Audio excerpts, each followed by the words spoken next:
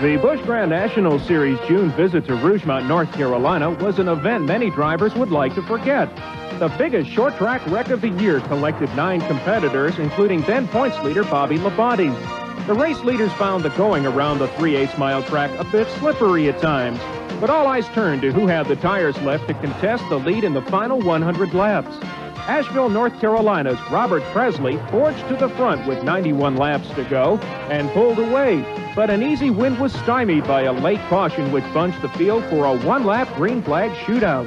The lap 99 of Jeff Burton blocked Jimmy Hensley's thrust, leaving Presley an uncontested run to his second career Grand National win.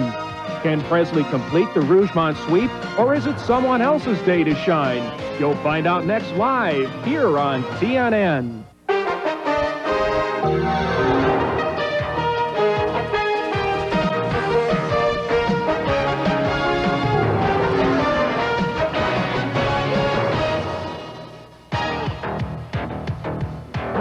The 3/8 mile Orange County Speedway is one of the most competitive tracks the Busch Grand National Series visits each year. And with this being only the second time 300 laps have been contested, we're expecting an entertaining race today. Good afternoon, everyone. I'm Mark Allen. Thanks for joining us for TNN's continuing live coverage of the NASCAR Busch Grand National Series. This is stop number 23 of the season, and a number of cars on pit road have dings and dents, and a lot of the crew people have bags under their eyes. Now, here with more on why that's the case are my telecast colleagues Mark Garrow and Glenn Jarrett. We're right in the middle of the dog days of summer for NASCAR's top 2 series, but for the Winston Cup teams, it's a little bit easier to handle these hot summer days. While they're at the racetrack, there's a small army of people back at the shop preparing their race car for the next event. The Busch Grand National Series teams, well, they don't have that advantage. That's right, Mark. Most of these guys are on much more limited sponsorships and therefore much more limited budgets. They don't have the luxury of having a crew of 8 or 10 people back in the shop readying the car for next week's battles. Generally, these guys only have 2 or 3, sometimes 4 full-time personnel. They're all at the racetrack working on the car, getting it ready for that weekend's race. When the race is over, they've really got to haul it to get back to the shop to get the car ready for the next week's battle. And on top of that, most of them only have 2 or 3 cars. So if they crash a car, have some damage, they got to hurry back and get it fixed to run it the next week. Of course, getting here to Rougemont, they've gone through a torturous schedule that began in Daytona back in February. And from there, they went to Richmond, Virginia, and then on to Rockingham, North Carolina. After Rockingham, they went to Martinsville, Virginia, then to Barberville, Florida. That's a new stop on this circuit. NASCAR opening up new markets for this series, but it creates a lot of extra travel for the guys. From there to Hickory, North Carolina, then to the oldest superspeedway in America, Darlington, South Carolina, then on to Bristol, Tennessee, and then to Gainesville, Georgia. After Gainesville, Georgia, they go north again to South Boston, Virginia, then on up to Nazareth, Pennsylvania, then back to Charlotte. That's a lot of travel. North, south, north again. Then to Dover, Delaware, to Rougemont, North Carolina, back to Hickory, North Carolina, and then the real traveling began. The Myrtle Beach, South Carolina, then a 3-race swing in the Northeast. First in Watkins Glen, New York, followed by a trip to Oxford, Maine, and then on down to Loudon, New Hampshire. And those guys made those trips up and back every week. After Loudon, New Hampshire, it was South Boston, Virginia, another race in Virginia at Dublin, then up into the Midwest to Indianapolis, Indiana. That's a long haul. And of course, that all brings us to here today, the Texas Pete Sauce's 300 at Rougemont.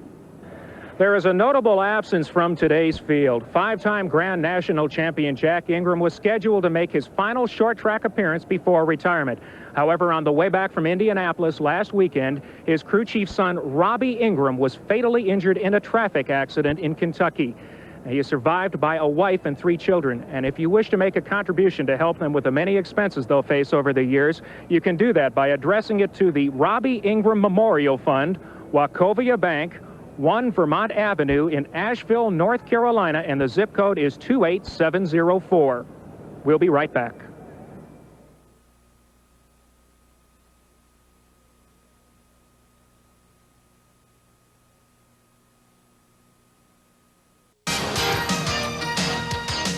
Today's exclusive coverage of the Texas Pete Sauce's 300 on TNN is brought to you by New Haviland Formula 3 Motor Oil. Add more life to your car. By Miller Genuine Draft, cold filtered for real draft taste. So get out of the old, get into the cold. By Eagle One Car Care Products. Eagle One is visual perfection. And by Champion Batteries, when you can't wait to get started.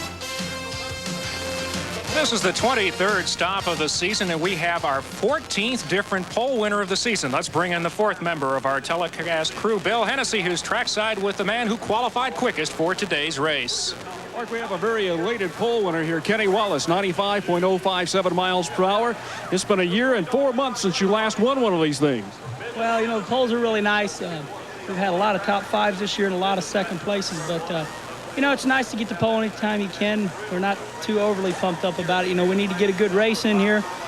We're a championship contender, Bobby Labonte and Jimmy Hensley, and we're all running at it. So we can just get a good run. That's what we're looking for. Looks like a strong run, and of course you've got your little mascot over there, the Troll of Good Luck, riding on the upright of the chassis frame rail over there. I think it's going to bring you a little luck this afternoon. Well, that's Birdie. That's my crew chief. He's into the trolls. We tape him on the door bar, and they've been pretty scared before, but they've been doing us a good job. You had one thing you wanted to say before we went on. Yeah, I wanted to talk to Jack Ingram. Jack, we feel for you, buddy, and we're all thinking about you here. Our thoughts go out to you and your wife and the whole family. Kenny Wallace on the pole for today's race, but we can't get the event going until we get the words to gentlemen to fire their engines. Let's go trackside.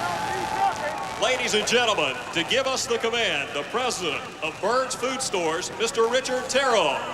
Ladies and gentlemen, start your engines.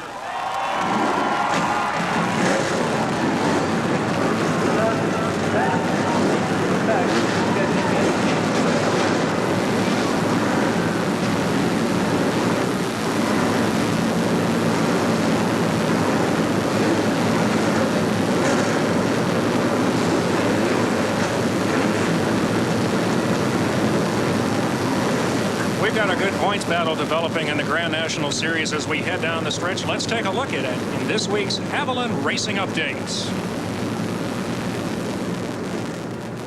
Despite stubbing his toe last Saturday in Indianapolis, a look at previous finishes proves why Kenny Wallace has been on top of the Grand National standings much of the season. In addition to his first 2 BGN wins, the Pontiac driver has 10 top 10 finishes and also leads the earnings list with $180,000. His chief rival, Bobby Labonte, has mirrored Wallace's 2 wins and is coming off a victory at Indy last week. But the difference between the two is that the Olds driver has only 6 top 10 efforts to date. The Virginia gentleman, Jimmy Hensley, has also been in victory lane more than once and has the most poles. But his problem has been when he's had an off night, he's been way off. This is the trio set to slug it out down the stretch where Wallace enjoys an 84-point bulge. It grows to 181 points over Hensley, with Joe Nemechek and Chuck Bound completing the top 5. Drivers have rolled off the grid. Let's lay the starting grid for today's Texas Pete Sauces 300 here at the Orange County Speedway in Rougemont, North Carolina. On the pole for the first time this season, Kenny Wallace. Next to him, the man who has 4 pole positions, Jimmy Hensley. In the second row, we're looking at Bobby Labonte, number 2 in the Grand National points, along with David Green. Starting in the third row, Jeff Gordon, one of the rookie contenders, along with David Green and Todd Bodine, who has a new sponsor. In the fourth row, we're looking to see Joe Nemechek, a strong contender in the top 10 points, and Robert Presley, the man who won this race back in June. And in the fifth row, Joe Bessie, a Grand National North visitor, and Jeff Burton. In row number 6 on the inside, it's going to be Tommy Houston, who's winless so far in 1991. Beside him, Alabama rookie Mike Oliver. In row number 7, the 13th starter from nearby Durham, North Carolina, Jay Fogelman. Beside him, the veteran and one-time winner in 1991, Butch Miller. In row number 8 on the inside, Ward Burton, the pole winner from Indy a week ago. Beside him, the rookie contender, Jeff Green. In row 9, Patty Moise. And beside her, Chuck Bound, the defending series champion. And in row number 10 on the inside, Patty's husband, Elton Sawyer. Beside him, Bobby Donner of Chicago, Illinois. In the 11th row, rookie contender Richard Lassiter and Steve Grissom. In the row number 12, Cecil Eunice and Eddie Goodson. Row number 13, one of the other female competitors, Shauna Robinson and Tom Peck. In the 14th row, Dave Resendiz from Masonic, Massachusetts, and Troy Beebe. And in the 15th row, the provisional starters for this afternoon's race, Ed Barrier and a man who finished second last week, Tracy Leslie, from Famine to Feast this week. 4 drivers didn't make the show: Jim Brinkley, Peter Suspenza, Hal Goodson, and Rich Burgess. And this is the way they'll lay out 11 Oldsmobiles, the predominant car in today's race. Goodyear, the predominant tire. The field now being pulled onto pit road to let them see where their pit spaces are. 30 cars coming down pit road. It is a narrow pit road here as Dave Rezendes is already into the pits with his hood up. 3/8 mile Speedway. There you see the banking, the front straight and back straight, same length.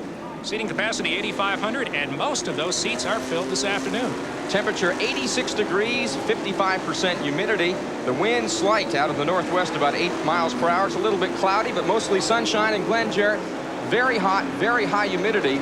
Before the race, a number of drivers taking special care as we see them working on car number 79. That's Dave Rezendes, the Massachusetts driver. They were taking a lot of special care trying to stay cool this afternoon. That's right, Mark. It looks like they've got whatever problem Rezendes has is repaired there as he pulls away before the field passes him by. The heat is not as hot here today as it has been earlier in the week. However, the humidity is still up around 55–60%. When you've got temperatures in the 80s, high 80s or low 90s, and a humidity factor over 55%, it really gets hot inside those race cars. You're talking 130, 140 degree temperature in there. That's really tough. The guys have hooked up their cool suits, cool helmets, and so forth. They're looking for a long, hot afternoon.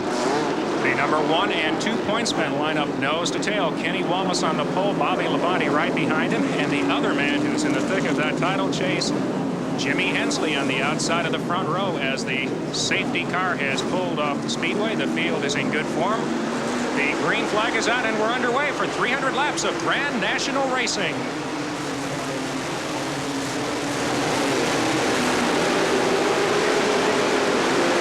And jumping quickly into the top spot is Kenny Wallace with Hensley right behind him, followed by Bobby Labonte and Joe Nemechek. Good battle side by side there. The field is sorting itself out nicely, heading down the back straight after completing 1 lap.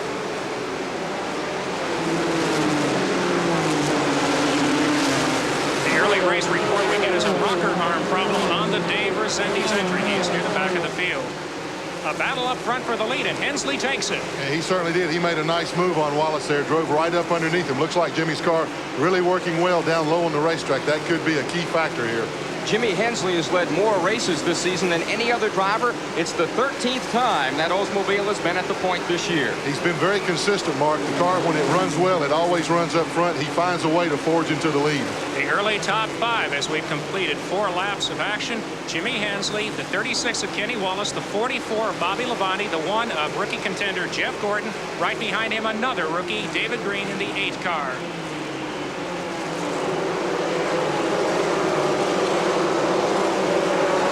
That's a shot, the 27 car of Ward Burton in a close side-by-side battle with Jay Fogelman, and we have a spin and 1. That is Fogelman. You saw that start. Jay Fogelman, the Durham, North Carolina driver in the Sam Art car, gets back up to speed. There is no caution. That's really going to hurt him. A lot of high hopes for this team. That's the Sam Art car coming into this race. Fogelman is a 1988 track champion here at Orange County. He really knows his way around this racetrack. Bad break for him early on. Well, I think he caused a little bit of that bad break, Mark. He got in the corner. He was a little loose, and he got in there a little hot, and he got up into to Ward Burton in 27, and he let the car get away from him. He did do a nice job in riding it and continuing on without losing a lap. That didn't do any good for his chances this afternoon, though. He's way at the back of the pack, and the leaders are closing in on him.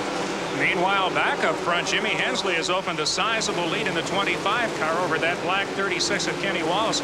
Behind him is Bobby Labonte, the top 3 contenders, and Glenn, they have pulled off to a sizable advantage after just 9 laps. Well, they certainly have. They're putting distance between themselves and the rest of the field, you know, and I'm sure they've got, you see the action there, 27 Ward Burton really banging on Butch Miller. That's the former machine that Ward Burton drove at the beginning of the season. Car number 75 is owned by Charlie Henderson out of Bristol, and of course when Ward jumped over to car number 27, Butch Miller took over that ride in car 75, but we've got a problem at Cecil Eunice in the concrete retaining wall. And that's up in turn number 3, bringing out our first caution on lap number 10 here at the Orange County Speedway. Well, they got a few more laps into this race than they did back in June. It was lap 8 when Tracy Leslie had problems with Butch Miller. You can see the car 19 there, Cecil Eunice. Cecil is a rookie in this series this year. Has had some really good runs, but he has hit the wall a ton. The right front of that car is really banged in. We're under our first caution of the afternoon as the backstretch crew works on Joe Bessie's machine. We'll be back to talk more about the action here with 300 laps on the books in the Texas Pete Sauces 300 from the Orange County Speedway. Stay with us.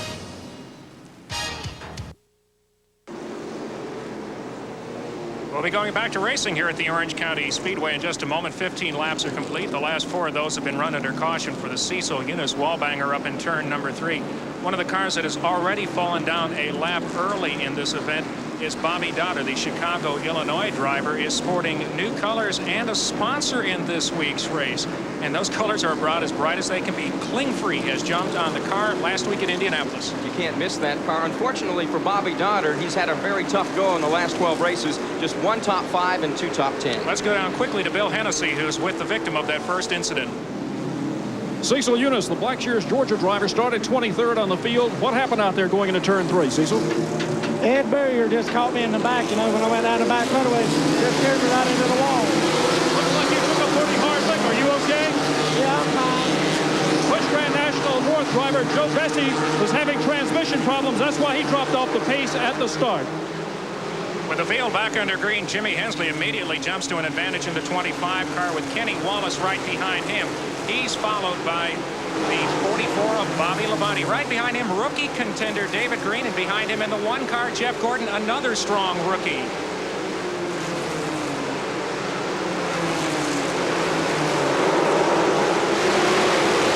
Once again, as before, Glenn, those top 2 cars are trying to pull off right away on cooler tires. Well, they are right now, Mark. You know, it's kind of unusual to see Jimmy Hensley really push a car to get it out front this quick, this early, to put that kind of distance on the field. But evidently, the car's hooked up so well that he feels like that he can go ahead and run it full bore right now and not have to worry about it. So he's really setting a blistering pace. Kenny Wallace doing a good job just hanging on. And in that speed shot, damage already on some of the cars. Mike Oliver's car, the black 28, has got some damage up on the nose of that machine. We talked about it in the open. This is the time of year where about all they can do is take the ball-peen hammer out and tear some fender away, as now Butch Miller makes a move underneath. Speaking of cars with damage, Chuck Bound, a real tough accident in practice when the oil line came off that race car.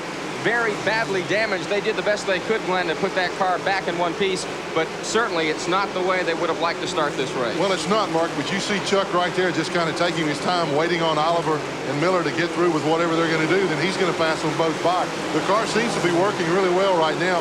I talked to crew chief Jeff Hensley about what had happened. When he hit the wall, an oil line broke loose on the car, put oil under the front tires going into the first turn. He slammed the wall real hard. It shoved the frame rail over 1 inch. But they have put longer control arms, bottom and top A-frames on the car to put the wheel back into its position where it should be.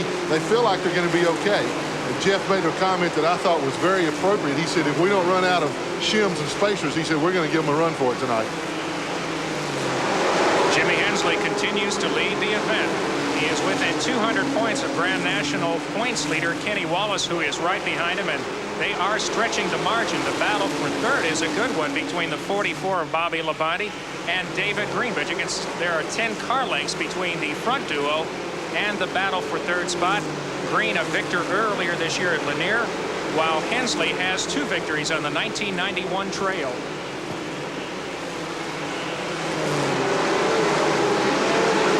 Wallace is running a race car nicknamed Holly. I talked to him before the race and asked him, I said, why is that car nicknamed that way? Because we all know Rusty Wallace likes to name his race cars. And Kenny said, my crew chief named it. Go ask him. And Steve Bird said, hey, I don't want to talk about it. But he had a twinkle in his eye at the time. They talked about that troll doll in the passenger side of that Cox Street and Lumber Pontiac during the pre-race interview. That troll is named Magilla. Now, one of the crewmen said that it's named Magilla the Gorilla, named after crew chief Steve Bird. And I said, well, how did he get that nickname? He said, if I told you, I'd be fired. And I asked Steve Bird about it, and he was no comment. That's a Hoosier versus Goodyear battle up front. Since the Charlotte race, Hensley has been running the Hoosier tire, while Kenny Wallace has been on Goodyear's all season. And they have pulled well away those front 4 cars from the rest of the field, and they will be encountering lap traffic before too long. Jimmy Hensley, one of the unsponsored drivers. There are 3 of them in the top 10 in the Grand National standings. We've been talking all season about how long can Jimmy Hensley run without a major sponsor. They had Golden Gallon on the car for a portion of the year, but he's been running the last 10 races with a bare hood. Rumor has it they've got a letter of commitment for 1992, but until, of course, the ink is dry on the actual contract, they're out there looking for a sponsorship. And Jimmy Hensley was a lot closer in the point battle before they went up on the northern swing. And he told me that having the Hoosier tires, they weren't quite as competitive on that northern swing. Going into that 3-race swing, 73 points down to the leader in second place. When they left Loudon, New Hampshire, he was third, minus 146. A lot of damage done to his championship hopes in that northeastern swing for those cars earlier this year. David Green in the 8 car now all over the 44 of Bobby Labonte. Labonte was involved in a wreck early in this race back in June, but still came back to finish 6th. David Green had a strong run all afternoon, even spent a good part of the race in the lead. He is the current rookie points leader. He's had a strong run in the last 10 races to take over that honor. And this is where lap traffic starts to play a factor. Well, absolutely, and you see the car of Labonte and Green both working very well in lap traffic. However, David Green is able to hold his car down a little bit on the racetrack as they come off the turns. You see him, there he goes, he puts a fender up alongside of Labonte. I believe he's going to be able to make a pass on him here because you beat a guy coming off the corner. You don't beat him getting in, you beat him coming off. And right now, David Green's car is a little quicker coming off the corners. Oldsmobile versus Oldsmobile in the battle for third here at the Orange County Speedway. 270 feet on the front straight and the back straight. Doesn't give you a whole lot of time to make your move, but now look at Green getting underneath. Yeah, once again, you see how well his car works down low, and he just simply drives right by Bobby Labonte. This early in the race, Bobby realizes that David's a little bit quicker. There's no sense in taking chances running side by side. It slows you down. Let the guy go on. He may know something about a way around the racetrack that you might not know. Might not hurt to follow, but in this case, David Green's pulling away. And in fact, at the rate he's running, I think he's going to be able to catch the leaders. And it also points out something else that we see here at this track is this is once again the battle for the lead as 25 Hensley is now closing in on lap traffic. There is more than one groove around this racetrack. Absolutely. That's one of the things I was going to bring out a while ago, Mark, is that this racetrack, there are 3 distinct grooves that you can run. There you see the car of Ed Barrier at 33 and 79 Dave Resendez having. That's the rocker arm off of Dave Resendez's car. You can see it right now. It's broken. You see the push rod there. It's holding it. That's a major problem. They're going to have a tough time getting him back in this thing. And the 33 car was showing some of the damage from that incident with Cecil Eunice, which precipitated our first caution. This has to be a very disappointing day for the 33 car of Ed Barrier. That's the same car that he sat on the pole here last year in this race. He went from first last year to last this year. It got to be a disappointing time for him. Jimmy Hensley continues to work his way through lapped traffic as he has been pretty much in control since the drop of the green. Back with more action. 44 laps around the book as Ed Barrier goes behind the wall to join Cecil Eunice. How much more attrition will we see? Stay with us.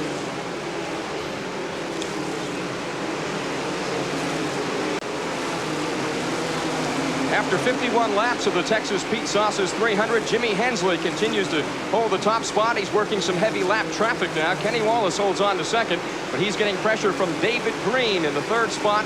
And in the 4th spot, Bobby Labonte. And here's Kenny Wallace now starting to press Jimmy Hensley. Also, that's in car 36. Car number 8, David Green is right there. So we've got a good tussle. 3 cars for that number 1 position. And there goes Kenny Wallace underneath, and he moves back into the lead, and he made that look easy. Well, he did, Mark. But you know what caused it? What set that up was the 27 car you see entering the turn right in front of Kenny Wallace there. We've got caution on the racetrack now. Big crash. Trouble in turn number 1. Elton brings Sawyer. Out second caution flag of the day. This is Elton Sawyer and Patty Moise. Husband and wife. It had to happen sometime. I want to be at the dinner table tonight. No, I don't want to be at the dinner table tonight. I'm not sure there's going to be a dinner table tonight. Patty Moise was involved in that incident, which we showed you at the top of the broadcast. The biggest short track incident there is Elton Sawyer in the ride in that 67 car. We've made a lot of jokes when these two got on the circuit, started running the races together, that what would happen if they had an accident. We're about to find out. Well, I would hate to be in Bill Hennessy's shoes right now, because if knocks these cars out of the race, he's the guy that's got to interview them. Well, at least there's no dishes to throw. There may be later on. But they may be strong enough to throw tires at each other. Let's go trackside to Bill Hennessy. We'll be talking to Elton Sawyer in just a few moments, but Ed Barrier, you've been sidelined. What's the problem here on your car? I don't know, we had some engine troubles today. I don't know. I don't really know what happened. I think I might have dropped a valve or something, but I think we're going to be in pretty good shape. We had a bad qualifying effort, but Texas Pete, you know, Gardner Foods really helped us out. And What happened with you and Cecil Eunice there in turn 3 a little earlier? I didn't hear you. I said, what happened between you and Cecil Eunice in turn 3? I don't know. Looked like to me Cecil slowed up awful quick. I thought he cut a tire down or something. I couldn't stay off of him. I don't really know what happened. We'll be back with more of the Texas Pete Sauces 300 from Rougemont, North Carolina in moments on TNN.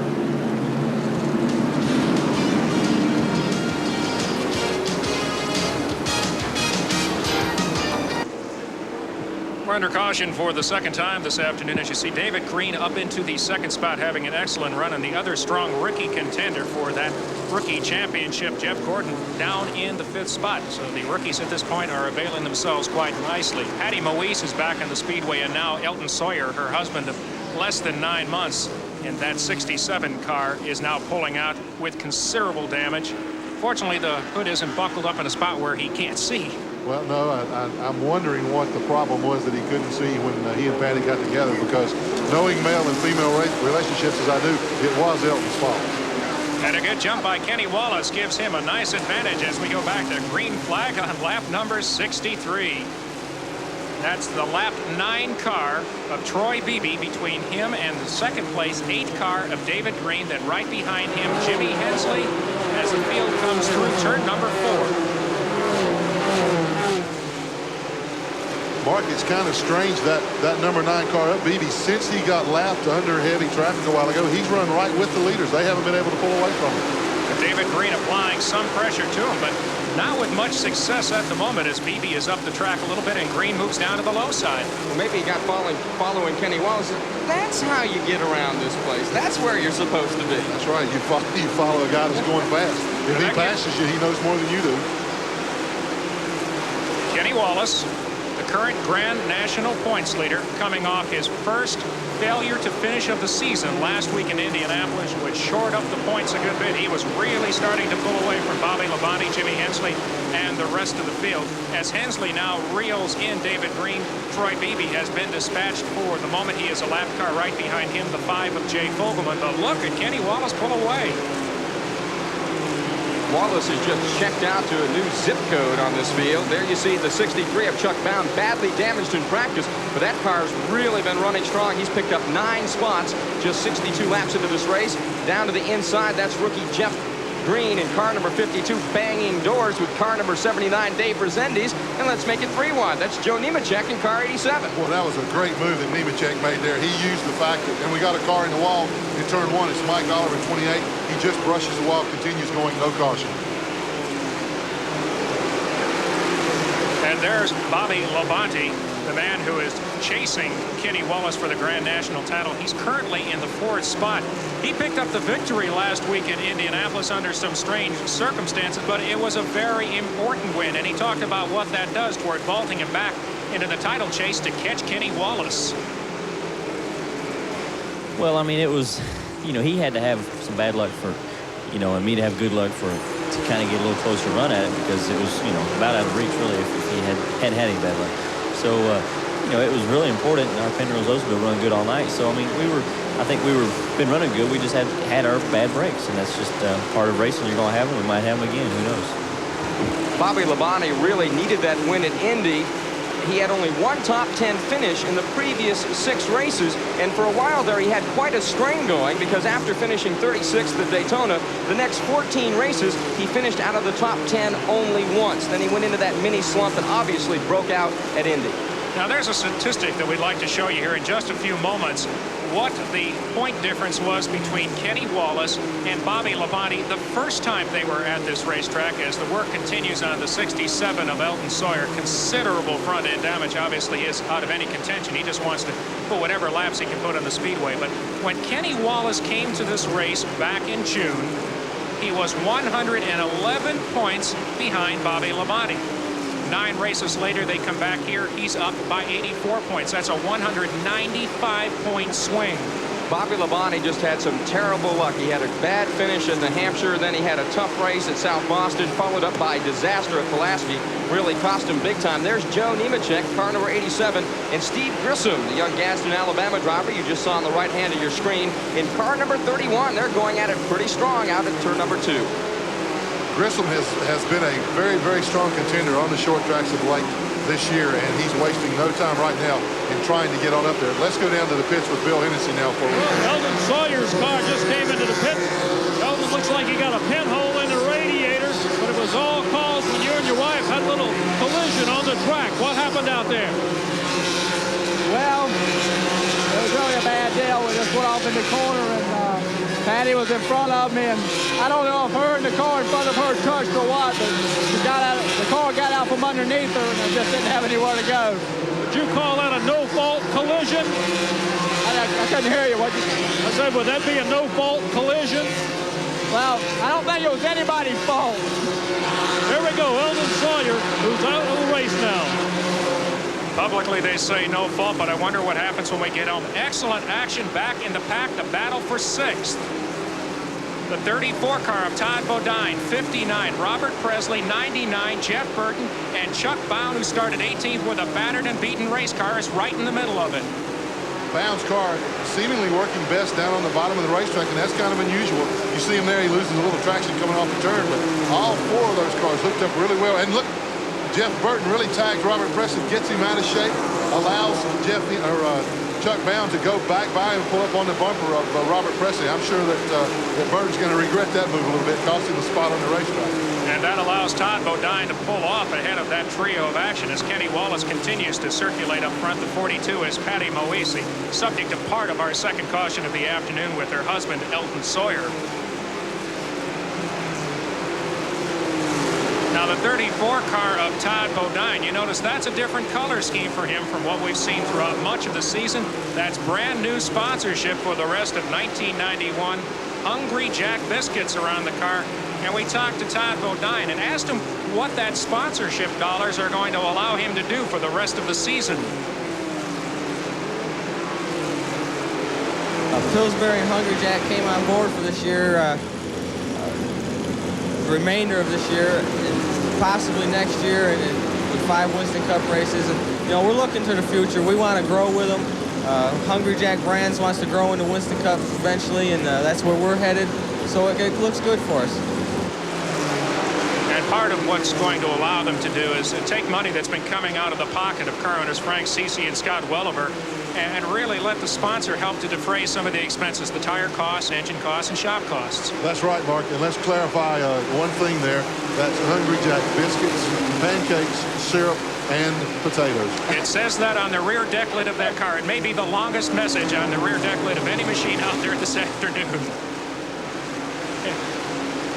A lot of heavy traffic for leader Kenny Wallace. He's trying to pick his way through there and steaming up his rearview mirror. There's car number 8, the rookie David Green, looking for his second win of 1991 after winning earlier this year in Gainesville, Georgia.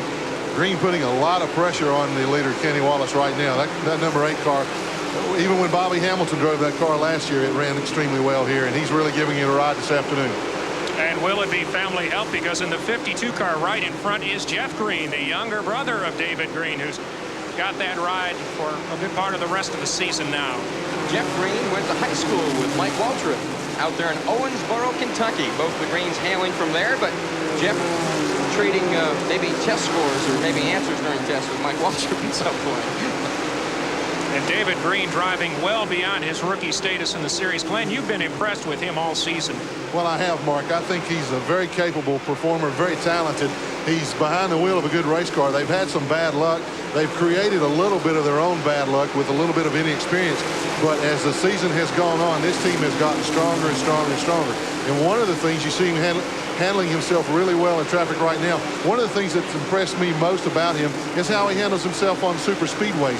He really does a good job there, and he's had limited experience. This is a guy that's going to be a future star in this sport.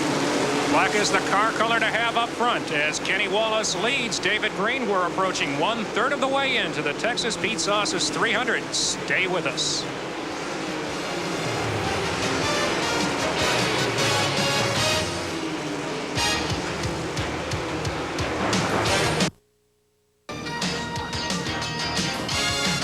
Today's coverage of the Texas Pete Sauces 300 is being brought to you by the more than 550 AutoZone stores across America. AutoZone, the right parts at the right price.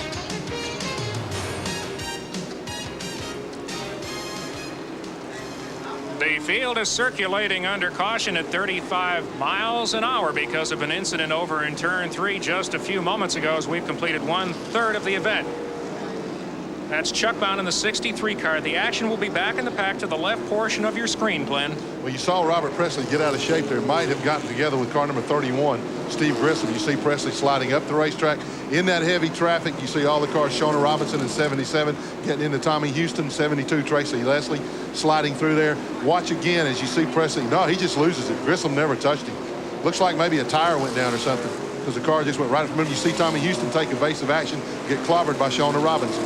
Tough break for Tommy Houston. He comes into this race winless, and only one time since 1982 when they formed the Grand National Series has he gone winless. That was in 1987. And part of the ramifications of that incident, the white black blur going through the screen, was Kenny Wallace passing all of those cars. So every one of those cars in that incident is at least one lap down. Patty Moise was already a number of laps down because of her earlier incident with husband Elton Sawyer. 104 laps now complete, as Chuck Bound is continuing to make a great effort. Now here's a fella who last week had the race under control, and with 10 laps to go had his seatbelt come undone under caution. We talked to him about that incident before the race, and there was still some pain in his voice. And in fact, Chuck Bound, you know, he just stood there and he said, listen, he said, what can happen to us next? We've had all sorts of problems this year. A lot of people said after that race, why didn't he go on for 10 laps? Why did he try to chance it? Today earlier, he had a brake line, oil line come undone, and he almost knocked the wall down. If he had been unbuckled and that same thing happened at Indy, would have been a tragic type of situation. Well, Chuck Bound collected his thoughts for us after we asked him that question, and here was a response about the Indy seatbelt situation. Gosh, another gremlin has struck again. It was very frustrating to give up a race with 10 laps to go, that we were dominating the later stages so strongly that, you know, it was just our race, and I really was hungry for a win at Indy. We've run good up there twice in the past, and you know, we were looking good this time, but it just weren't to be. I had to stop and hook those belts back up, and that cost us the track position. It was under a caution flag, fortunately, so we didn't go down a lap, but it took us out of the win with 10 laps to go. It just wasn't enough time to get it through the field and back to the front. Prior to that final caution, Chuck Bound had opened up a 7-second lead over Bobby Labonte. He needed a miracle to win, and by God, he got one. Well, he did get one, Mark. You know, and I asked Chuck also if he had it to do over again, would, you know, knowing what it cost him, the amount of money and the win, would you try to run those last 10 laps without that seatbelt? He said, hey, you're talking to a guy who won't even pull out of his driveway without his belts buckled. So everybody pay attention. That's a good point. Of course, it is Bound's profession. It's what he does for a living. He needs to be alive to do it. You know, he's one driver, Mark Allen, that's been very hot as of lately. His last 7 races, he's averaged a 6.1. He could have won 4 out of the last 5 events. And just to show you an example of, you know, how strong he's been recently, his first 15 races, he averaged 17th. Now just a tick over 6th. He's been one of the strongest cars over the last portion of these dog days of summer. He's had the best finishes over that stretch of race of any driver, with Steve Grissom second. Let's go down trackside to Bill Hennessy, who has an update. One-man strategy with Bobby King here is the fact that y'all took on 4 fresh tires and fuel. Y'all can go the distance now. That's right. We're going the rest of the way, we hope. Jimmy Hensley, number 25 car, is set to go. He's at the back of the pack, but watch him move. And we'll watch him move right now as the field goes back to green. Once again, a good jump by Kenny Wallace in the 59.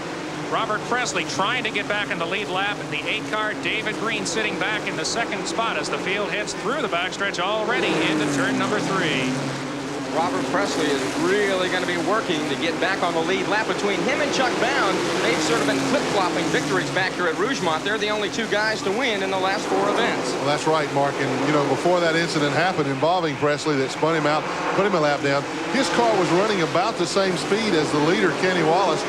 Wallace had bolted out to about a half a lap lead, but the speeds had stabilized pretty much now. But he's not going to be able to do anything with Kenny Wallace now. Kenny knows how strong Robert is here. He wants to keep him a lap down if any way possible.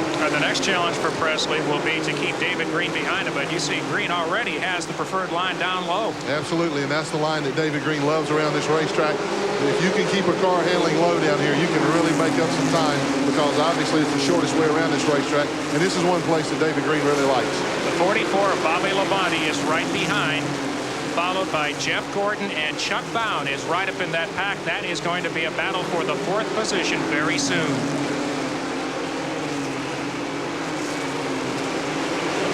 A tricky little racetrack here, the Orange County Speedway, but one that also permits you to make some mistakes. Glenn, you and I were talking about that before the race as Bobby Labonte dispatches with Robert Presley, and now the one of Jeff Gordon closes in.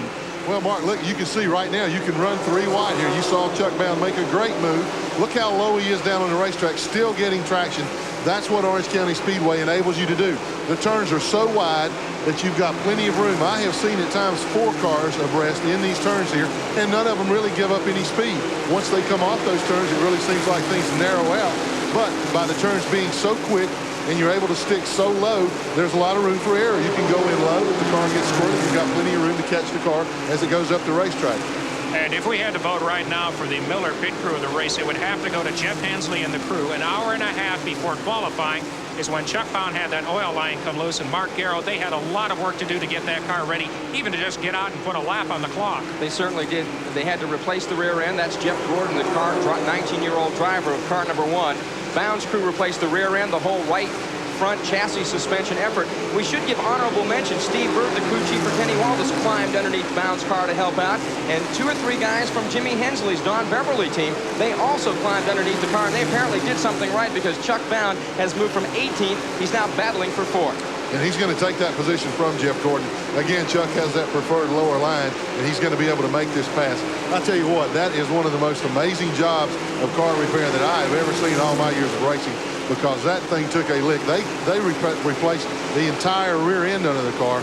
He's doing a heck of a job out there. Jeff Gordon, the driver who sat on the pole here back in June and led a good number of laps, hasn't had his chance to get up front yet because Kenny Wallace is just making a shambles of this race. It's almost like he's running on 7 cylinders to everyone else's 6. But here's good short track action, a good pack of cars. Tom Peck in car 96 has bottled up that field because Todd Bodine in car number 34 having some trouble getting around him. Is Joe Nemechek in car number 87 just looking for some running room, as is car 72, Tracy Leslie. And again, you can see the action that takes place in the turns here. Watch as they go in. You see how tightly they get bunched. Look at this, folks. That's great short track racing right there. You don't see it any better than at Orange County Speedway. Looks like the parade lap. Are we getting ready to restart this race or what? Well, Tom Peck would certainly like to think so. I didn't think you could go 3 wide through the turns, and sure enough, you can't.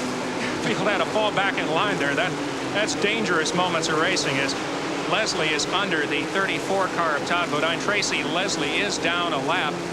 Leslie coming off his best finish of the season, the second last week at Indy. There's Tom Peck still bottling up that group just a bit behind him. Tommy Houston in car 6. And on pit road, Jeff Burton, and that's the Armour Chevrolet. Burton, a former track champion here at Orange County. They had high hopes today, but those hopes for victory have been dashed. That's an overheating problem. They're trying to add fluid to the radiator, but he's gone many laps down. He was only 1 lap down at the finish of this race back in June. In fact, led a good portion of the event before tire problems thrust him out of the lead pack. The 28 car of Mike Oliver, we have a report, is also out for the afternoon as Nemechek in the 87 car is dispatched with the 75 of Butch Miller. But it's just a clean run in the sun right now for Kenny Wallace up at the front of this field. He has pulled off to a pretty sizable advantage over the second place car of David Green. Third is Bobby Labonte. Fourth is Chuck Bound. After 127 laps of action, trouble up in turn 4. That's Nemechek, Houston, and Ward Burton. 3 cars involved in the incident on lap 127. That's caution flag number 4, and it will cost Tommy Houston another lap. Tough break for Tommy Houston, who came into this race winless. He certainly thought he had a chance, but looks like those hopes have died. We're going to take a quick break and come right back from Rougemont, North Carolina.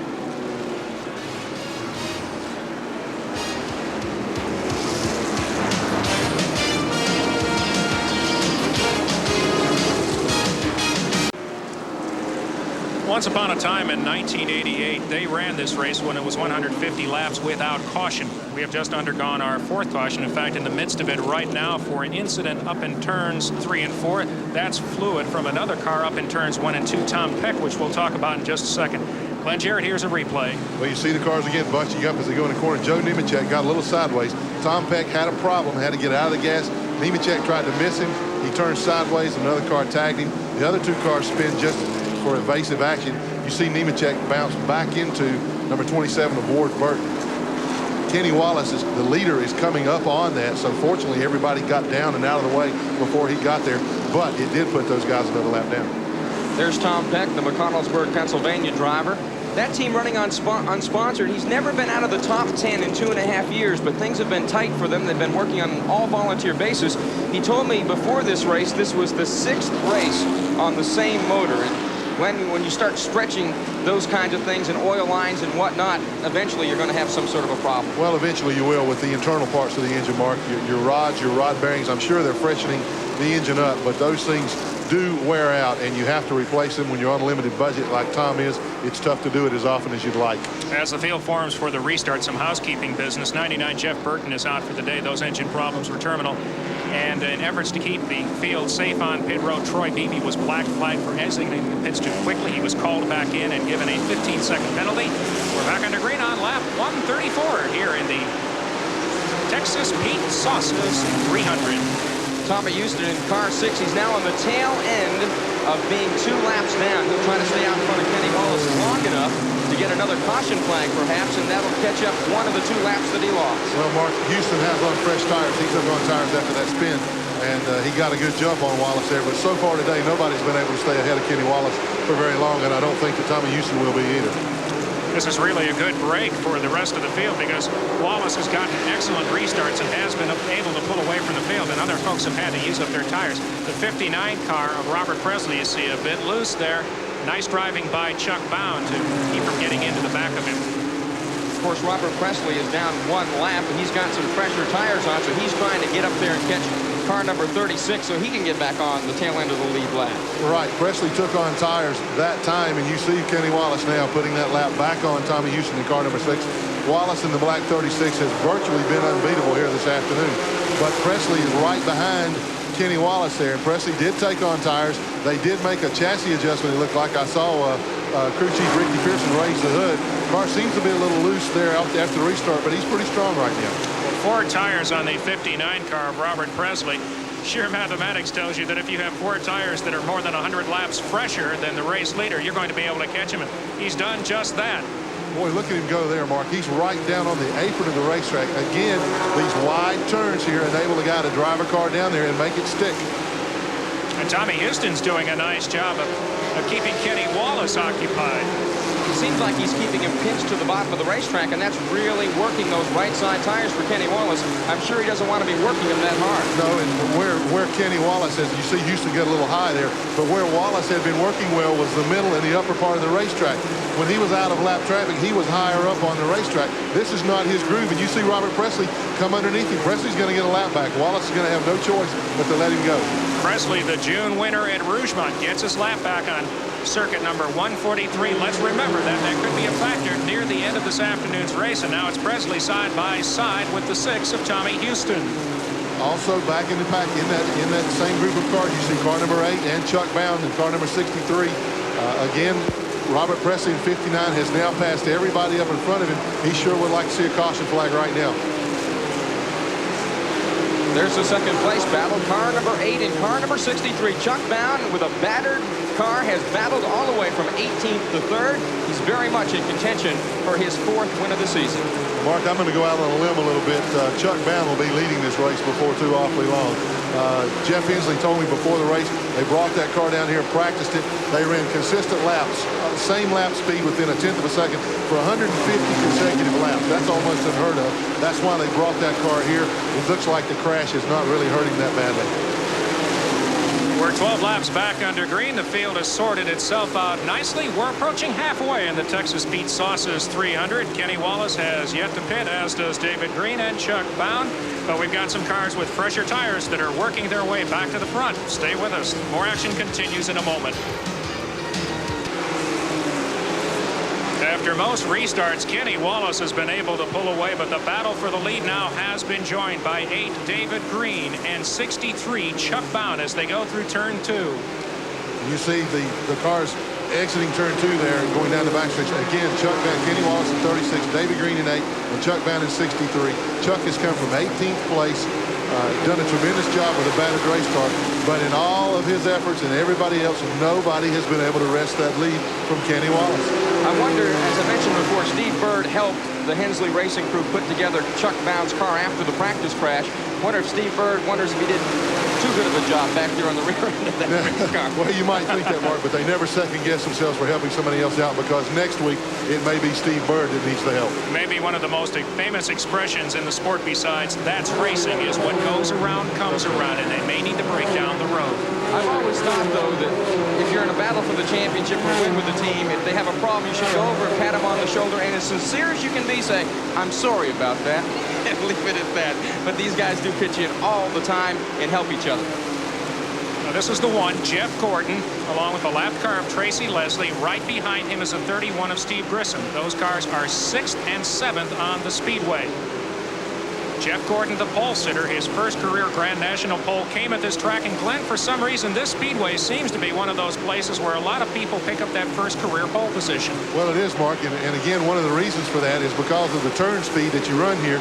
The turns are wide, fairly steeply banked, and forgiving. You can get in a good lap in one of 3 different grooves on this racetrack, and that's why we see a lot of first-time poles here, and a lot of guys like Jeff Gordon and Steve Grissom. We haven't said a lot about them, but you're looking now at the front 3 of Wallace, Green, and Bound. But those other guys run consistently here all day long, and they wind up with good finishes. You've been watching this battle for the lead for a while, Glenn, Jarrett. David Green obviously leaning all over Kenny Wallace in the 36 car without touching him. Chuck Bond doesn't seem to be trying to really force himself into that situation. What might be his strategy? Well, his strategy right now is just to sit back. He's caught the leaders. He's proven that he can run with them. The only thing left to do is to pass them. If they continue going at it the way they're going at it right now, Green is going to heat his tires up a little bit, and it won't be long before Chuck Bound's going to slip by him. Then he'll go to work on 36 Wallace. Well, Tommy Houston will not win this race for the 5th time this afternoon, but it's a good bet that one of those 3 cars that are presently up front are going to be battling for the victory this afternoon. Stay with us. 167 laps are on the board from the Orange County Speedway in Rougemont, North Carolina. More action to follow shortly.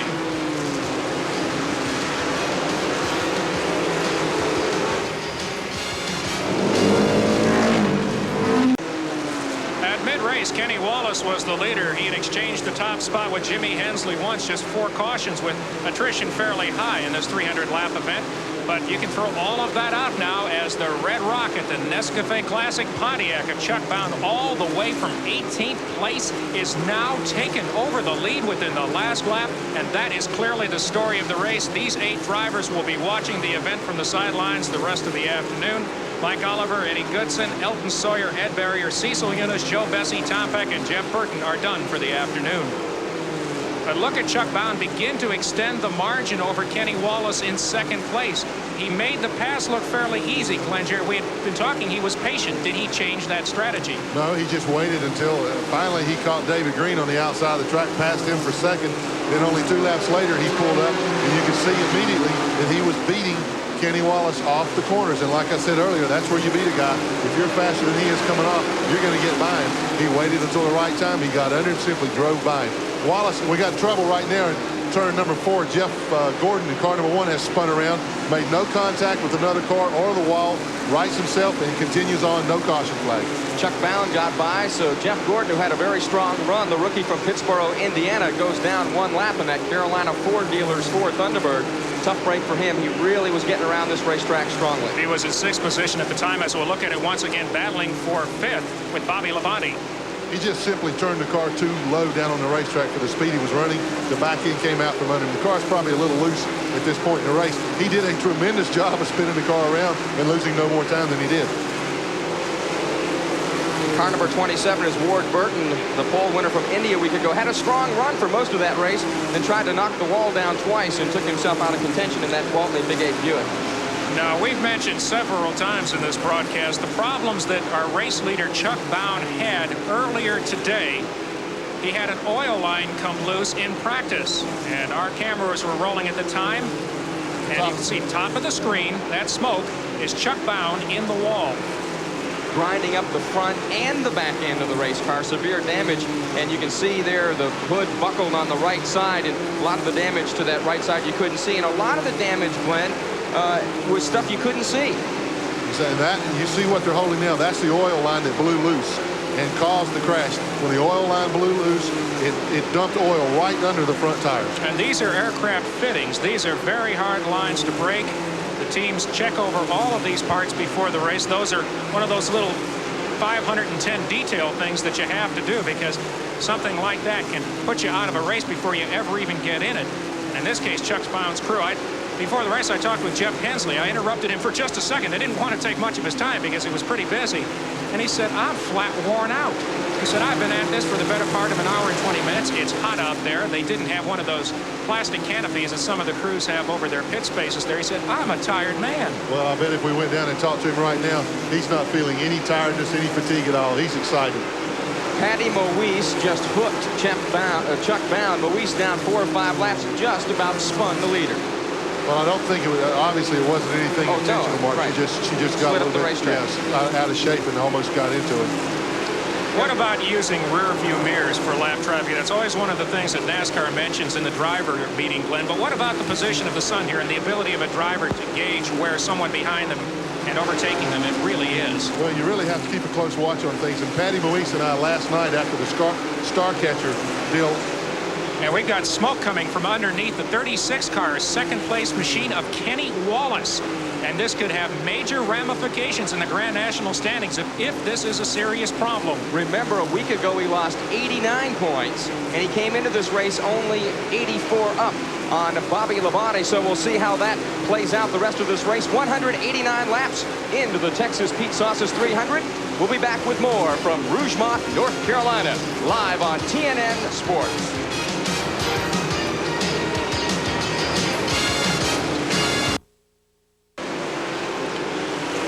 I suppose that you can sit back. Coverage of the Texas Pete Sauces 300 is being brought to you by New Haviland Formula 3 Motor Oil. Add more life to your car.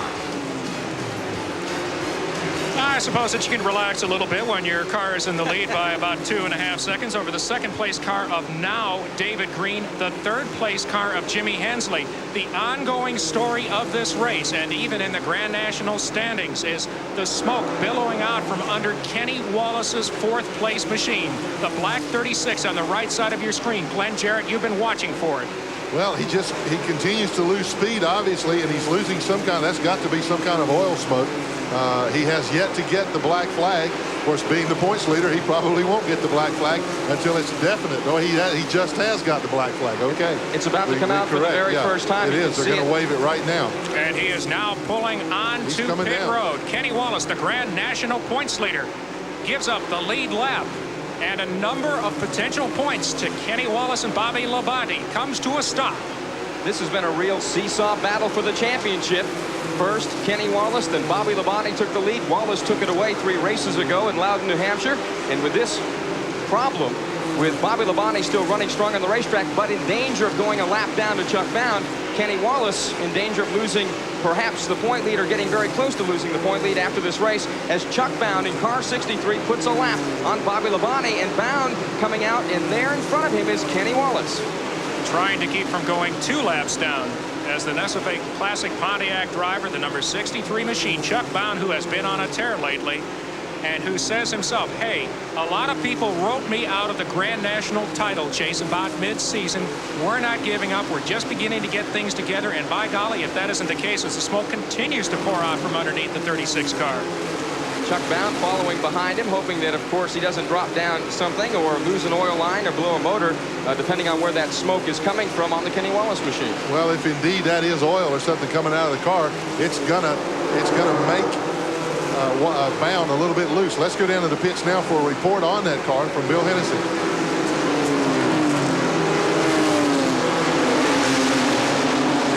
And we'll get back to Bill in just a moment here, as now Chuck Bound has dispatched Kenny Wallace at least 2 laps down in this event. Now Bobby Labonte, the other serious contender at this point for the Grand National points lead, is sitting back in unofficially 4th spot on the Speedway right now. Chuck Bound circulating, completing 209 laps of the 300 that will make up this afternoon's race. Working around car number 52, Jeff Green, and there's car number 34, continuing problems for Todd Bodine. You know, Chuck Bound has led the most laps on the series going into this race, some 689, and over the past 3 years, 2,300 laps. So they've really been strong in the past 3 seasons. Let's go back down to the pits and Bill Hennessy. Very quickly, Steve Bird. Steve, it's not the rear end or not the motor. What's the problem on the car? I guess the transmission's leaking. Well, it ain't leaking. It's just blowing out of the breather real bad. It's not leaking no oil. It's just blowing a little smoke out of that transmission. NASCAR's been conferring with you. Are they going to black flag him and bring him in? Or are they going to leave him out there and just take a look? Well, they brought us in to see if it was blowing oil out, but it's not. NASCAR's seen that. It's just blowing a little smoke out of the transmission. That's the word from Steve Bird, the crew chief on the car. They're going to try to keep him out there. Let's set the top 5 for you. Of course, Chuck Bound continues as the race leader. A great march through the pack. David Green is shown in 2nd spot. We mentioned much earlier in the broadcast, 4 tire change for Jimmy Hensley. He has now climbed to 3rd on the Speedway. 4th, the 31 car of Steve Grissom, and Bobby Labonte sitting back in the 5th spot. Well, Hensley has certainly been the strong, silent one since that change. He's come roaring back up through the field. We haven't had a chance to see him do much of that, but he's a contender. Also a contender, car 31, Steve Grissom out of Gadsden, Alabama, looking for win number 2 in 1991 in that Roddenberry's Oldsmobile. Right behind him, the man, number 72, Tracy Leslie, a rookie contender who had his best career Grand National finish last week. A 2nd place up in Indianapolis, but he's having a long afternoon today. I believe if that race was 5 laps longer, Tracy Leslie might have won. Here's Chuck Bound working on car number 5. That's the Jay Fogle machine, also 75 Butch Miller. Let's go back to the pits and Bill Hennessy. We're here with Jeff Hensley, crew chief on the Chuck Bound car. Obviously, all that work you did this morning paid off. You got it back pretty close. That looks like he's right on the money. Well, I think the track has caved to us. The car was a little bit loose to start with. I think the track's tightened up a little bit, but this Escalade class Pontiac's working great right now. But, you know, we need to get in here and get some tires. Need to close the stagger up just a little bit to get us put right back in the hunt. What's going to be your strategy for your pit stop? When are you going to bring him in? We'll take on all 4, but right now it wouldn't hurt my feelings if it went all the way green. That's the word from Jeff Hensley. He'd like to see it go green. No leader ever likes to give up the top spot unless he absolutely has to. And we've only got 80 laps remaining in the race, so it's going to take an act of God or a very timely caution for him to come in. We're talking about Indianapolis all over again, folks. They wanted it to go green the rest of the way there, and they got within 10 laps, and then everything broke loose for them. We're going to have more from Rougemont, North Carolina. We're on lap 221 of the Texas Pete Sauces 300. Chuck Bounds out front, followed by David Green and Jimmy Hensley. We'll have more of the hot action when we come right back. We're 69 laps away from pay dirt here in the Texas Pete Sauces 300 in Rougemont, North Carolina. Chuck Bound is still out front and flying. David Green, the rookie, out of Owensboro, Kentucky, trying to track him down. The rest of the top 5, Jimmy Hensley, Robert Presley, and Steve Grissom. And folks, this copyrighted telecast of the Texas Pete Sauces 300 is produced under broadcast rights granted by Orange County Speedway and is intended for the private use of our audience. Any retransmission or reuse of the pictures, accounts, or descriptions of this event without the expressed written consent of the Nashville Network and Southeastern Communications Corporation Group Incorporated is prohibited. Chuck Bound getting set to lap car number 31. That's Steve Grissom. Grissom currently running in the number 5 spot, so Bound is continuing to set a very blistering pace. Now, Chuck Bound, at this point in last season, had everybody looking into the record books to see if he was going to win by the largest margin ever. Now, he didn't do that, but he had a very successful year. He was 367 points up at this point in the 1990 season. A slow start this year, which had a lot of people riding him off, but we asked Chuck Bound, who's now presently sitting 4th in the Grand National standings before today's race, you know, can you successfully defend your title? Here's what he said.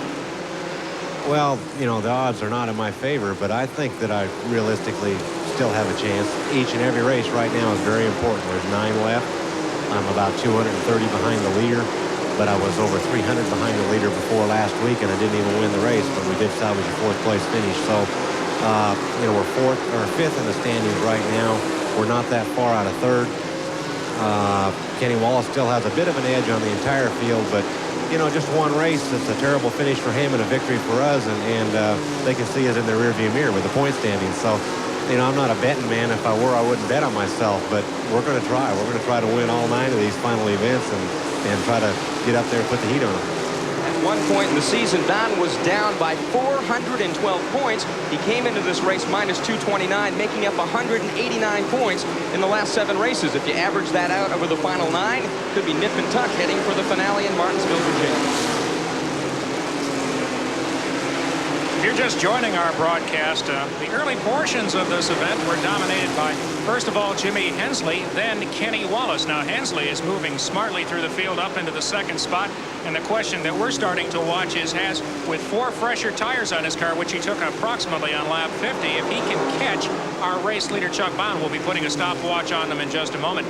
Chuck Bound has dominated a good portion of the second half of this race, but now there is no lapped traffic between the 63 of Chuck Bound and the blue 25, the unsponsored hood of Jimmy Hensley.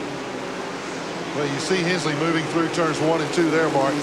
His car performing very, very well right now. He is closing the margin on leader Chuck Bound. It's not going to be very long before he's up on the rear bumper putting pressure on for the lead. And Chuck Bound has just put a lap on the 44 of Bobby Labonte, who sits 2nd at the Grand National with points. The field has to sort itself out, go through turns 3 and 4 just a little bit, as the Bobby Dotter car almost had some problems that cost the field. In fact, just a moment ago, you saw a pink flash at the top of the screen. That was Bobby Dotter coming onto pit road. After hitting the wall. And that will do it every time. Right side tires will go on that machine. The stopwatch goes on Chuck Bound as he comes off the banking this time by the start-finish line. The margin is only 0.7 of a second, and they are now in lap traffic, Glenn Jarrett. But Bound has shown himself able to work that very well today. Well, he has, but one disadvantage that he has right now, Mark, is the fact that his tires have about 50 to 60 more laps on them than Jimmy Hensley's do. And working traffic with worn tires is tougher. Jimmy Hensley has had a very star-crossed week. He went to Darlington, South Carolina Monday to test. They forgot to put the hood bins in. He went out on the track. He discovered they weren't in real quick. The hood came up, creased his roof. Had a blown engine down at Darlington. Then they go to test in Bristol on Wednesday. They blew an engine there. I asked him before the race, are you done with your bad luck for the day? He said, how much more bad luck can you have in a weekend? So maybe the good fortune is finally smiling upon him here this afternoon. Those 3 cars just ahead of the leaders. They've been going at it. That's Ward Burton in car 27. Joe Nemechek in 87. He gets the old curly shuffle to the inside and the old punt from the back from car number 79. And now it is nose to tail for the lead right behind them as Hensley goes down low. And Hensley is going to be able to make the pass. You see him just simply drive by Chuck Bound. Chuck can't hold him off right now. There's not anything he can do. Hensley's tires are getting a better grip on the racetrack. Chuck Bound desperately needs a caution flag so he can come in, change those tires, and make a bid to recapture that lead. That's the 2nd time this afternoon that Jimmy Hensley, the Virginia gentleman out of Ridgeway, Virginia, has led this race. And I saw a little trace of smoke there as he slid out of turn 3, a little tire smoke out of that Don Beverly Oldsmobile. He may have better tires than Chuck Bound, but Bound trying not to lose sight of the rear deck of that red, white, and blue Oldsmobile. Well, obviously, Chuck is going to do everything he can to keep up. You do see a little smoke as it's coming off there. It's that looks like a little more than tire smoke to me, Mark. I don't know what that was. And pulling away those tires obviously to his advantage. Now, Jimmy Hensley is one of those drivers that doesn't have sponsorship. It's been on and off the car all season. He's been dead and buried several times. Owner Don Beverly said, I don't know how much longer we can race sometime. We talked to Virginia gentleman before the race and said, what has running without sponsorship most of the season done to your competitiveness?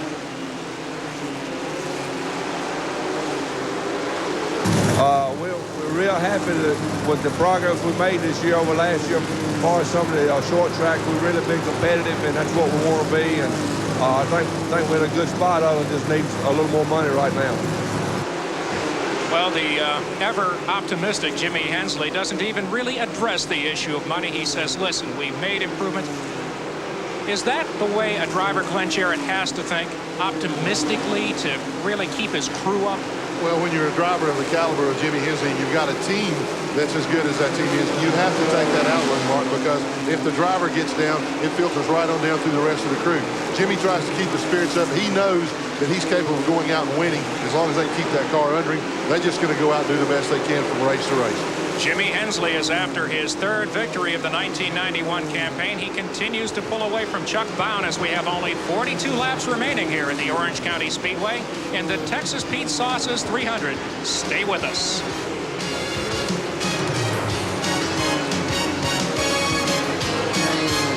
Oh, no. We run out of gas. The Texas Pete Sauces 300 is being brought to you by durable weather beater paint. Only at Sears, the home of America's craftsmen.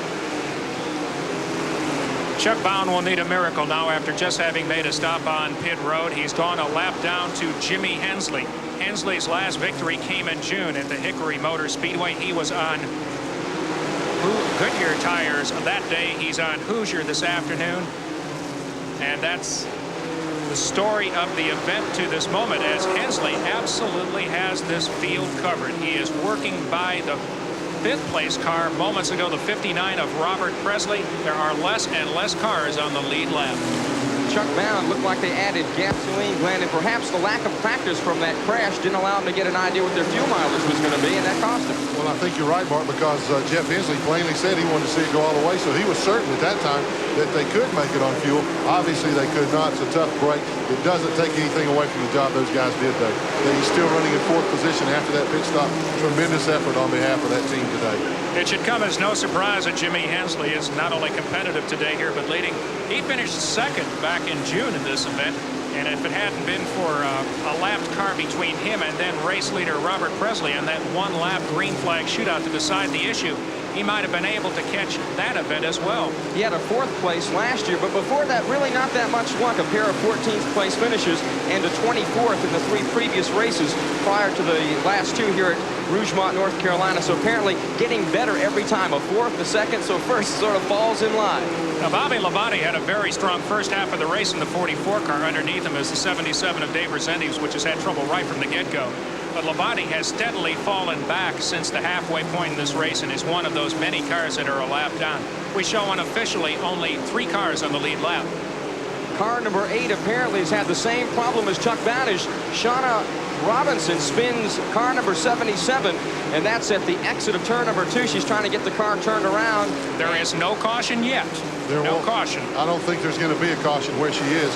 The best thing she could probably do is come down and go around the pit road, the pit wall the other way, and let them continue this thing under green. And trouble on pit road for David Green. He has also run out of gas as they spray some ether, and caution does come out on the speedway on lap 277 for the Shauna Robinson spin on the backstretch. What a tough break for Chuck Bown and David Green. That caution comes 5 laps ago. They're in the hunt for the victory. Well, and just as they threw the caution, Shauna did what we thought she would do.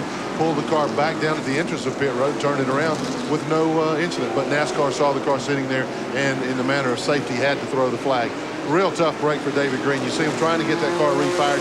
It has run completely out of fuel and they just can't get it to restart. And when those engines are hot the way they are after 278 laps, even more difficult to start. Just 22 laps to go in the Texas Pete Sauces 300 here in Rougemont, North Carolina.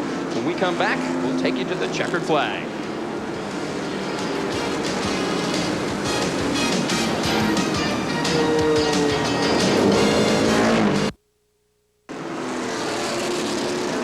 We have an unusual development in Busch Grand National short track racing. The 25 car of Jimmy Hensley is the only car that we show on the lead lap at this point. Glenn Jarrett, when's the last time you can remember that? It's been a long time, Mark. I can't remember. It's certainly as competitive as this series has become. That is absolutely an exception to the rule. The norm has been 6 or 8 cars on the lead lap, but Jimmy Hensley's got this one in the bag, providing nothing happens between now and the next 19 laps. And Hensley gets the great jump that he needed to get by the 59 car of Robert Presley and keep him from working up there trying to unlap himself. And Hensley is off to the races.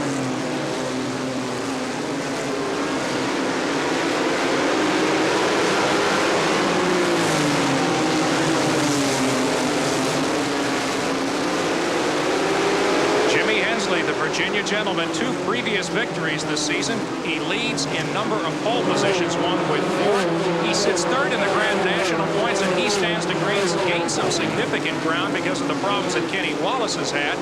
As good battle on the speedway between the 87 car of Joe Nemechek and the 59 of Robert Presley, 2 of the hard chargers in the series. Nemechek, another driver without sponsorship on the hood. and Nemechek's car working very well right now, but you see Jimmy Hensley all alone. Look at the difference. And you see Nemechek turn it sideways coming off of turn 2 there, getting a lot of pressure from Robert Presley. Presley in second place. He's a lap down. There's no use for him to push his car. He can't catch Jimmy Hensley, barring a miracle. And the problems for Chuck Bound continue. They have dropped a cylinder. Yeah, Bound definitely running off the pace now, but he's just trying to hang on to that 4th position.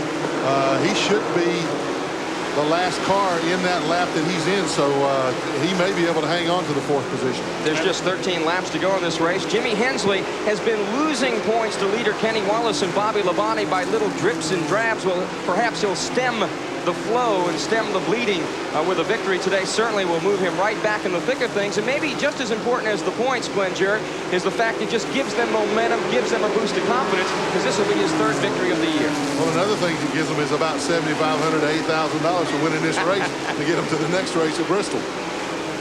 And the quick jump that he got on that restart really plays to his advantage, because he has absolutely no one in front of him right now to contend with. Now, a car is starting to come into the bottom portion of the screen, but we've been back under green for almost 10 laps. 2 years ago, we saw the same situation at Rougemont. Jimmy Spencer lapped the field and was the only other car on the lead lap at race's end. Before the race today, we asked Hensley, who sits at 3rd in the points, we said, what's it going to take for you to overtake Kenny Wallace and Bobby Labonte to win your first Grand National Championship?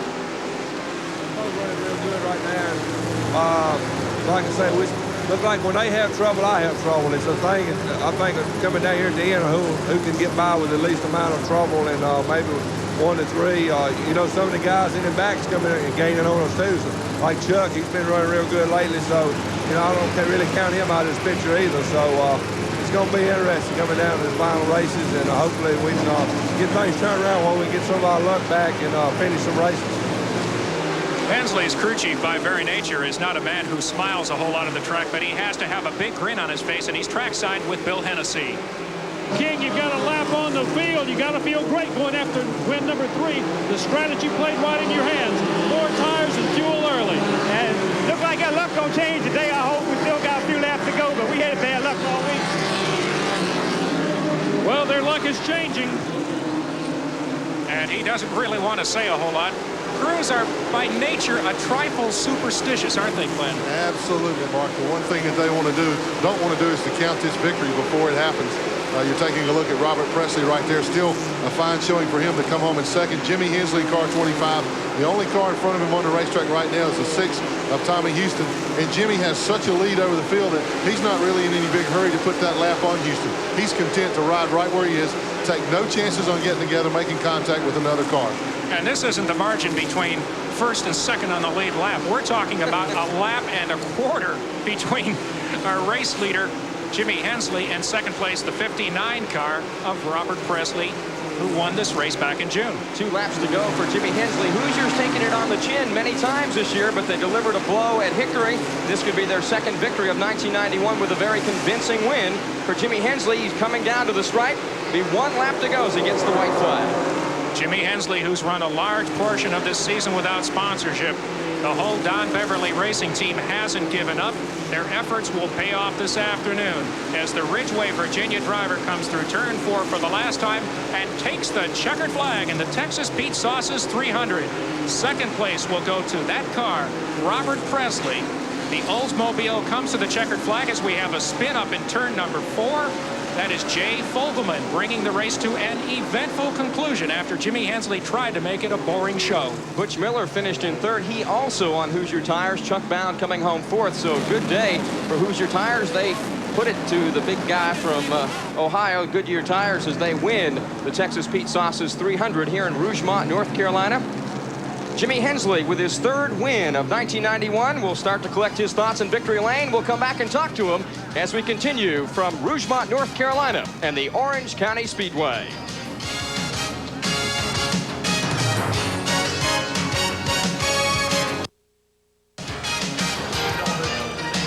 Today's coverage of the Texas Pete Sauces 300 is being brought to you by Skin Bracer. No better way to face the day. Skin Bracer by Menin. Jimmy Hensley led 102 laps of this event. The last 49 to make an absolute shambles of the finish for his 3rd victory of the year. He's down at the start-finish line in this Eagle One Victory Lane interview with Bill Hennessy. Well, it's a nice, smooth race for Jimmy Hensley here. Jimmy, everything worked in your direction.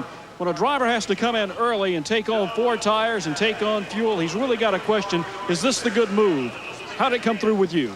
Well, I think it's pretty obvious, you know, with a lap on the field, but I was a little skeptical when we pitted at 100 laps because last race day we went like 170 and, you know, got 4 tires, and I thought that worked real good. But today we got 4 tires at 100, and the car was still, you know, it was slipping and sliding, but, you know, compared to everybody else, we were hooked up pretty good at the end. And I just can't say enough about the crew. This week kind of been tough. We done everything this week. We wrecked last week at Indianapolis, towed the car, went to Dalton, Monday and tested. The hood blew off and destroyed another car, blew a motor. Went to Bristol Wednesday, blew a motor. So these guys have really worked hard this week, and, you know, I dedicate this race to them. Certainly are peaks and valleys in racing. You won this event on Hoosier Tires. Well, you know, we've been with Bob Newton and Hoosier Tires since Charlotte, and, you know, people, you know, is kind of laughed at us at times, but I think today we're doing it laughing, and I'm glad Bob got in victory lane. He works real hard, and, you know, the Hoosier Tire worked good today. So, you know, we'll come back next week and try to get them again. As an unsponsored car, you're now on the quest and on a possible championship trail. You picked up some more points on Bobby Labonte and Kenny Wallace this afternoon. Is there a chance that you may pick up that championship crown? Well, Bill, it's something we hadn't give up hope on all year. Even though we hadn't had sponsorship, we've run good every race. Flat tires and just odd things happening to us has put us back some. And, you know, I think, you know, you just walk up and down pit road, people tell you we got a good team and we've run good all year. So hopefully we can hang on and, you know, do something at the end of the year maybe. You talked about your adversity, and in talking about the adversity, how hard is it for a crew to change motors, keep the body work up on these cars, and for 17 weekends transverse up and down the East Coast? It's very tough. Like I say, you know, we tore up a lot of stuff this week. 2 days just more or less testing, trying to get the Hoosier Tire competitive with Goodyear Tire, and it's something we had to do, and we really didn't have the cars, you know, to do it in case we wrecked. We were down to 1 car, and matter of fact, that's all we got right now. So the other 2's being repaired. So, you know, it's tough. Sometimes you kind of think when when you're racing, you might not go in a hole or something, and you know, but you know, we drove hard today, and we come out to a victory. Congratulations. There are peaks and valleys in racing. You're on a high right now. I'd like to say hi to my daughter, Myrtle Beach. Hi, Amy. You can do that when you've just won a race. I'm surprised he didn't say hi. Yeah, I'm surprised he didn't say hi to a lot of other folks. The Virginia Gentleman, that is not a nickname that was given to him by some public relations person. He is genuinely liked by everybody in the Grand National Garage. A very popular victory here today at the Orange County Speedway. We'll be back with more post-race activities, and we'll actually vote on the air for the Miller Pit Crew of the Race. You'll hear our thoughts about that when we return.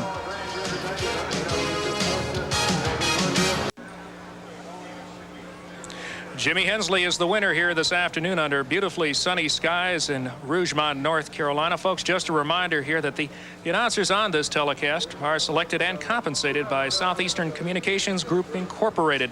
Well, gentlemen, Glenn Jarrett and Mark Garrow, it's time for us to vote on the Miller Pit Crew of the Race, and I think we've got a very difficult decision on our hands this afternoon based on the performance of a couple of cars. Glenn, why don't you go ahead and give us your vote and your reasons for that vote? Well, I certainly will, Mark. But first of all, there's one thing. I was listening to that disclaimer there about the announcers getting compensated. You guys get paid for this? We know where to send the bill now. At least we know where to send the bill. God. Basically, announcing is you get paid to talk. There aren't many jobs like that. But what about it? What about the Miller Pit Crew of the Race? Obviously, you've got to consider the great effort made by Jeff Hensley and his crew on Chuck Bound's car after the crash here earlier today. However, given the circumstances under which Jimmy Hensley's crew performed this week with all the bad luck they had, putting all that aside, I still think you got to go with King's crew, Jimmy Hensley, on the fact that they made the call early on, got their pit stop over with, did their 4 tires. That won the race for them. So my vote is for Jimmy Hensley's crew. Well, I'm going to put Mark Garrow on the spot to break the tie, because after due deliberation, I'm going to vote for Jeff Hensley and that crew. I was down in the pits just a few minutes after that car was towed back in on the record. There was fluid pouring out from underneath it. There were lines cut. There was significant right front suspension damage. The entire crew jumped in, started to work on it. The fact that Chuck Bound led a very good portion of this afternoon's race. He led more than 77 laps according to our unofficial count. That is a remarkable performance coming through the pack from the 18th position. And my vote will go to Jeff Hensley and that crew. Even though Chuck did lose a cylinder and did run out of gas, they proved their mettle in getting a car back together under very difficult circumstances in what would take a normal garage a couple of days to fix. All right. Hopefully the guys in the audio truck have a drum roll or something for the tie-breaking vote. Give you guys enough advance notice. I am going to, a second vote to Jeff Hensley as far as, a great job, and also to the other crews that helped them put the car into the race. But my vote has to go to Bobby King, because ultimately the guys who win the race usually have made those critical judgments at the critical times, and they made two tough choices today, and they were both correct, and they come across the winner. So my vote goes to Bobby King and that Don Beverly crew. It's a split decision, but I don't think a vote would have been a bad vote either way, as we've documented so well here in the last couple of minutes. We'll come back in just a moment to present Bobby King with the Miller Pit Crew of the Race Award as we continue with post-race activities from the Orange County Speedway, where Jimmy Hensley has won for the third time this season. Don't go away.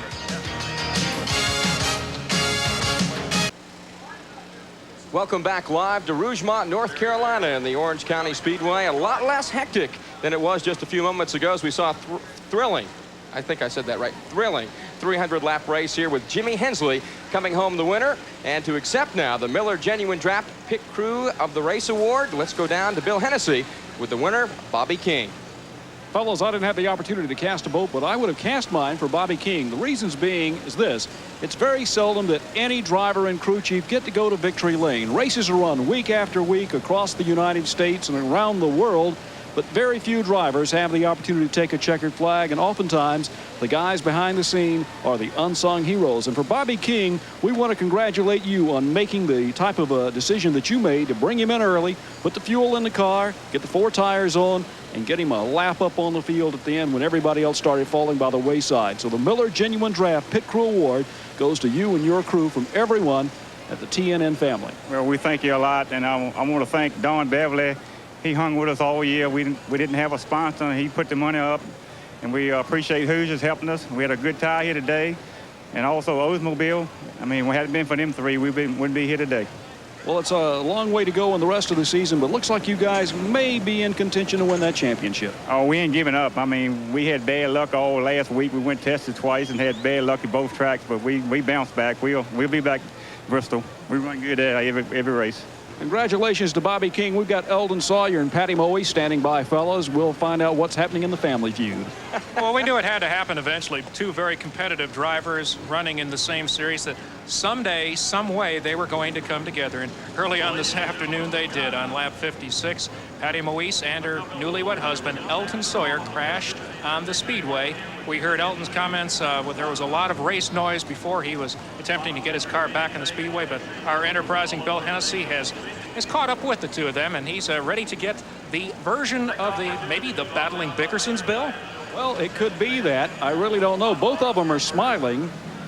Eldon's smiling, Patty's smiling. It's almost as if they're still on their honeymoon, but the inevitable happened here at the racetrack today. I know your PR people have probably briefed you about, should this happen at the racetrack, here's what you're supposed to say. But now, probably in the heat of the battle, all that went by the wayside. Patty, what happened on the racetrack? Well, apparently we have just a... Man, my husband came in, hit me, spun me out, caused a heck of a wreck. It was really awful. That doesn't sound like a PR answer. No, actually, we must have a little bit too much rear brake. When I went in behind the 05 car, he slowed down more than I intended to. And when I used just a little bit more brake, the car just came around, backed in the wall, and Elton just didn't have anywhere to go. Okay, Eldon, from your driver's point of view, here you're coming up on this lady, you're behind her, she's out of shape. What did you do? Well, she just let me off the hook for one thing, so that sounds pretty good. But it was just one of those racing deals, Patty. Like you said, she got in the corner and then may have got in the brake a little too hard or whatever, and the car got out from underneath her, and I just didn't have anywhere to go. It was unfortunate because both cars were running fairly well, but, I'm sure the PR people, they'll have a lot of fun with this. We got 2 tore-up race cars to fix now, though. What kind of evasive action did you try to take? Well, I went over there and I said she'd have to cook dinner all this next week. I said, that's going to be your job all week. And probably had to vacuum the floors, too. What kind of domestic chores does he do? Well, he He's pretty good. He feeds the cats and takes care of them, and he does anything that I need to help me. But, I mean, he's the one with the main job, so I figure I have to do the stuff around the house. Well, it wasn't too bad. I'm going to ask him to kiss and make up for everybody here on TNN and see what they do. But see, hey, everything turns out okay, even on the racetrack. Everything you wanted to know about the Sawyer family at home, you saw it first live here on TNN. Let's give you the final unofficial rundown of this afternoon's Texas Pete Sauces 300. Of course, your race winner, Jimmy Hensley, for the third time this season, finishing a lap down in second place. Robert Presley, the winner here back in the earlier portion of June. Then it was Butch Miller in third, Steve Grissom in fourth, and Chuck Bound dropped cylinder and all came home fifth. In the number 6 spot, Joe Nemechek, he just keeps churning out those top 10 finishes. Kenny Wallace, with all the problems he had, still got a 7th place. A great comeback for that crew. Jay Fogelman was 8th. The rest of the top 10, Bobby Labonte and rookie Tracy Leslie. Sitting in the 11th spot, rookie Jeff Gordon, followed by David Green, pretty much right where they qualified. In fact, an all-rookie board. Troy Beebe in the 13th spot with Richard Lassiter 14th and Jeff Green 15th. In the 16th spot, Tommy Houston. What a long day it was for the Roses Stores Buick. Ward Burton was 17th, Shauna Robinson 18th, Bobby Dodder 19th, and in the 20th spot, the Massachusetts driver Dave Resendiz. Todd Bodine finished 21st, followed by Patty Moise. Tom Peck, now these are all cars that did not complete the 300 laps.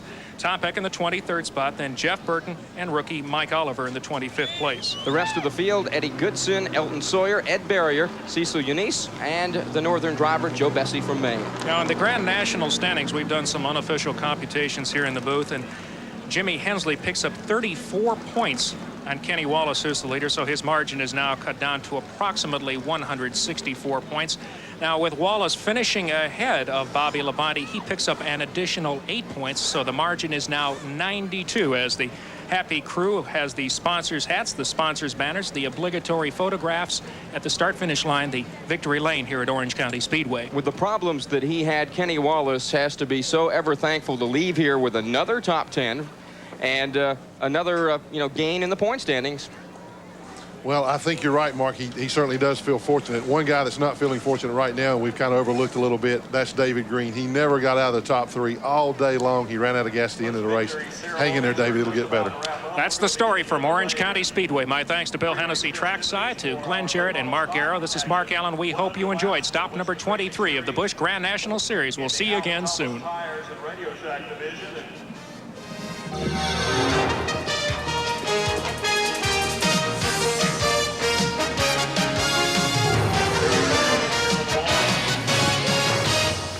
With a win already at Orange County.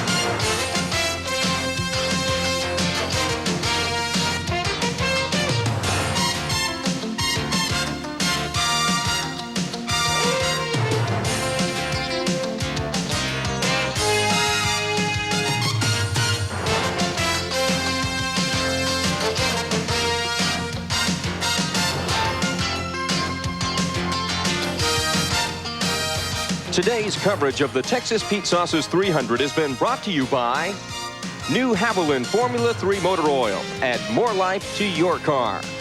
By Miller Genuine Draft, cold filtered for real draft taste. So get out of the old, get into the cold. By Eagle One Car Care Products. Eagle One is visual perfection. And by Champion Batteries, when you can't wait to get started. TNN Pit Reporters fire retardant clothing provided by Leaf Safety Equipment, Conway, South Carolina, and London, Ontario, Canada. Suit graphics courtesy of JV Lettering and Monogramming, Binghamton, New York.